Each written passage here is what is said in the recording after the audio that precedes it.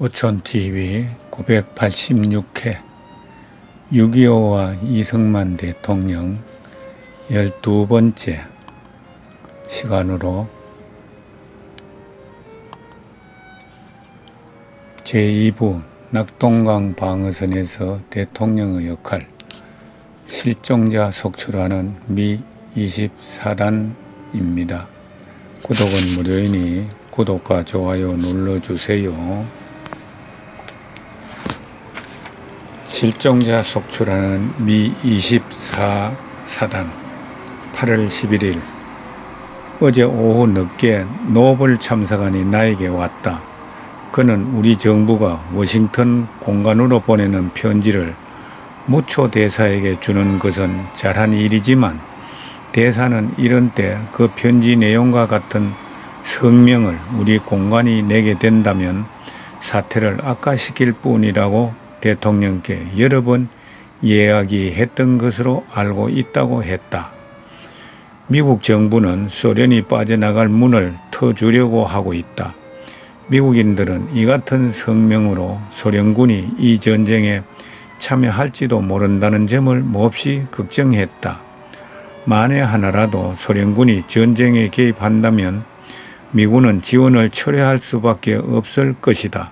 왜냐하면 미군은 미소전에서 아무런 준비 태세가 돼 있지 않기 때문이다. 그렇게 된다면 궁극적으로는 한국만 피해를 보게 되리라는 것이었다. 나는 노블 박사에게 왜 무초 대사는 대통령에게 직접 말하지 못하고 당신이나 드럼라이터 1등 서기관을 보내 편지의 내용보다 전달 방법이 좋다고만 하느냐고 따져 물었다. 그가 몹시 당황하는 것을 보니 편지를 전해줄 것 같지 않았다. 결국 우리는 이 편지를 회수했다. 나는 이 모든 상황을 나중에 대통령에게 말해 주었다. 미 국무성은 대통령의 입을 막고 회유하며 그들이 할 수 있는 모든 것을 하려고 한 것이다. 스트레이트 마이어 미 극동 공군사령관이 더 이상 평양 폭격을 하지 않을 것이란 뜻밖의 성명을 발표했다. 이 발표는 최근 북한이 미군기가 민간인들에게까지 폭격을 가한다고 유엔에 항의를 제기한 데 대한 유화 책임이 분명했다. 그러나 적도 평양을 폭격하지 않겠다는 미군 측의 발표는 한국인들에겐 아주 나쁜 영향을 끼칠 것 같다.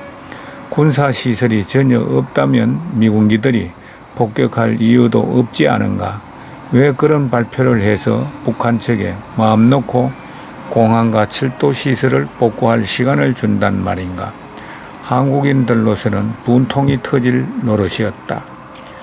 오후 5시쯤 우리 군대가 진주를 점령했다.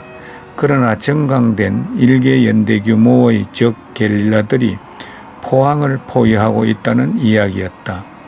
미 5공군 사령관 패트리지 장군은 미군 전투기와 해군의 지원으로 공산 게릴라들을 견제할 수 있다고 자신있게 말했다. 정일근 장관과 파렐 장군, 미 고문단장은 오늘 아침 일찍 포항 지역으로 내려갔다. 정 장군은 그곳에 탱크 몇 대를 지원하자고 주장했으나 파렐 장군은 미군 비행기들이 사태를 해결할 수 있을 것이라고 말했다. 결국 포항 쪽에는 소규모의 기갑부대 병력을 파견했다. 오후가 되면서 전투는 더욱 치열해졌다. 밤이 되자 미군들이 그곳에서 밀려 나오는 사태가 벌어졌다.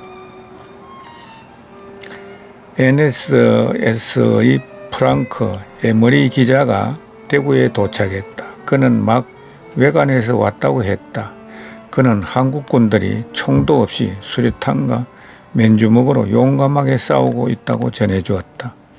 그는 한국군이 공산군을 격퇴하는데 성공을 거두곤 했으나 공산군은 반드시 다시 몰려온다고 말했다. 우리는 그에게 한국 사람들은 공세를 취할 만큼 충분한 병력이 없을 때에도 오히려 선제 공격을 가하는 것이 유리하다고 믿고 있으며 적이 공세를 취해올 때까지 무작정 기다리고만 있는 것은 아주 불리한 전략이라는 사실을 일깨워 주었다. 전황은 매우 급박해져 서울에서 입대한 학생들이 포로가 되고 있었다. 8월 12일 아침, 우리는 포항 일부가 적의 수중에 넘어갔다는 사실을 알았다. 전투는 여전히 치열하게 계속됐다. 미군들은 간포리까지 올라갔다. 영덕 근방에서 적의 대규모 중심부대가 쏟아져 나오고 있었다.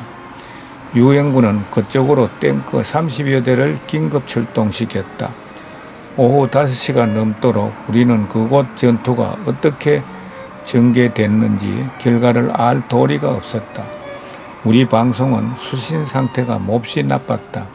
북한 방송은 계속 미군 방송과 전파를 방해했다. 우리는 밤 늦게나 겨우 미국 방송을 약간 들을 수 있었으며 그나마 들을 수 있는 시간은 여전히 불규칙적이었다.